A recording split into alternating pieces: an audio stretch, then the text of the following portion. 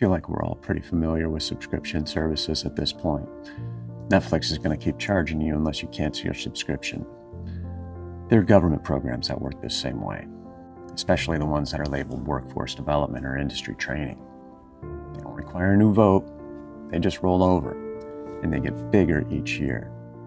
Once education money gets reclassified as workforce training, it leaves the education budget.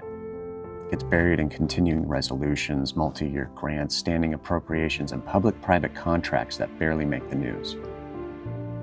People think that Congress debates this every year. They don't. Once a company is approved to run a workforce training program, the contract automatically renews unless somebody actively stops it. Nobody ever does. There's a company called MedCerts that's received millions in federal workforce training dollars over the years. These contracts roll on year after year, even though many students report they can't get jobs afterwards because the employers don't recognize the certificates.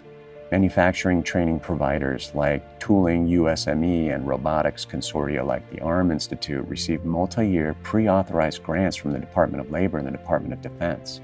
These are the kind of partnerships that renew automatically and never go back to Congress for debate. So imagine you're running a business where the government re-ups your funding every year by default. That's guaranteed income with no scrutiny. That's what's happening. This loophole protects politicians. They never have to stand at the podium and say, yeah, I voted to send another $450 million to a private workforce contractor that nobody asked for. Instead, they just shrug and say, well, that program already existed. They wipe their hands clean of it. The companies still get paid, though. See, when Congress passes giant infrastructure packages, states start using workforce development money to create new corporate partnerships under the infrastructure banner. The Department of Labor's Building Pathways to Infrastructure Jobs program pumped millions in public-private training deals, often with the same companies that are already feeding on these pipelines. No one ever voted on your state redirecting education-adjacent money into private industry pipelines. It just happened inside of a grant structure.